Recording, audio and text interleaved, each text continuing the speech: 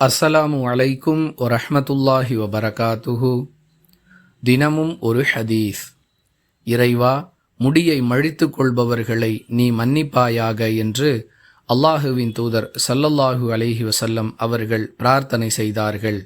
உடனே தோழர்கள் முடியை குறைத்து கொள்பவர்களையும் என்று நினைவூட்ட, இரண்டாவது முறையும் இறைவா, முடியை மழித்து கொள்பவர்களை நீ மன்னிப்பாயாக என்று அல்லாஹுவின் தூதர் ஸல்லல்லாஹு அலைஹி வஸல்லம் அவர்கள் பிரார்த்தனை செய்தார்கள்.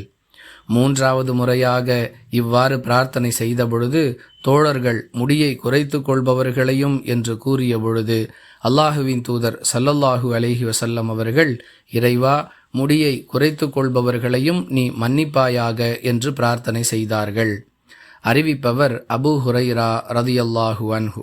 நூல் புகாரி, ஹதீஸ் எண் 1728.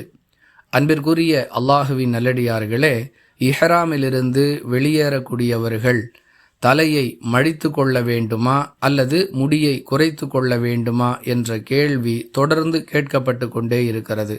அதாவது, தலையில் உள்ள முடிகளை முழுவதுமாக வழித்துவிட வேண்டுமா அல்லது ஓரளவு குறைத்து கொண்டால் மட்டும் போதுமா என்பதே மக்களுக்கு ஏற்படக்கூடிய சந்தேகம். இது குறித்து இந்த ஹதீஸ் மிக தெளிவாக விளக்குகிறது. முதலில் 2 முறை யார் முடியை முழுமையாக மழித்து கொள்கிறார்களோ அவர்களுக்கு பாவ மன்னிப்பு வேண்டி அல்லாஹுவின் தூதர் ஸல்லல்லாஹு அலைஹி வஸல்லம் அவர்கள் பிரார்த்தனை செய்திருக்கிறார்கள்.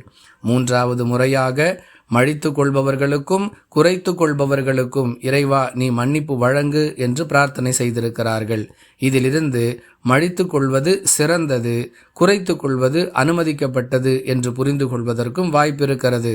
அல்லது 2 சாராருக்கும் மன்னிப்பு வேண்டி அல்லாஹுவின் தூதர் ஸல்லல்லாஹு அலைஹி வஸல்லம் அவர்கள் பிரார்த்தனை செய்திருப்பதால் மழித்து கொள்வது குறைத்து கொள்வது இரண்டிற்கும் மார்க்கத்தில் அனுமதி இருக்கிறது என்று புரிந்து கொள்வதற்கும் வாய்ப்பு இருக்கிறது. அல்லாஹ் நமக்கு அல்லாஹுவின் தூதர் காட்டிய வழியை பின்பற்றி நடக்கக்கூடிய வாய்ப்பை தருவானாக. அதற்காக நாமும் அல்லாஹ்விடத்தில் பிரார்த்தனை செய்ய வேண்டும். வாஹிரு தஅவானா அனில் ஹம்துலில்லாஹி ரப்பில் ஆலமீன். அஸ்ஸலாமு அலைக்கும் வரஹ்மத்துல்லாஹி வபரகாத்துஹு.